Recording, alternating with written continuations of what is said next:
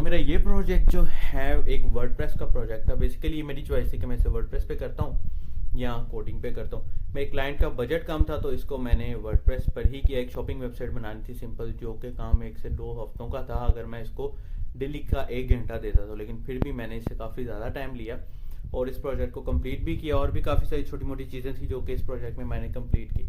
सो ये डिपेंड करता है कि आपकी कम्युनिकेशन कितनी है और आपका क्लाइंट आपके साथ कितनी देर अटैच रहता है। क्लाइंट के अटैच रहने की डिपेंडेंसी आपकी कम्युनिकेशन स्किल्स पर है। आप अपनी सर्विस कितना अच्छे प्रोवाइड कर रहे हो। अगर आपके दौरान ही आपके क्लाइंट को कोई अच्छी सर्विसेज वाला पर्सन मिल जाता है तो क्योंकि तो वो आपको बाय फेस तो जानता नहीं है, वो आपको स्किप करा के अगले डेवलपर की तरफ मूव कर जाएगा। तो कीप इन माइंड कि आपने अपनी सर्विसेज बहुत अच्छी देनी है ताकि आपको पर रेट अच्छा मिले और आपको मोर क्लाइंट्स मिले।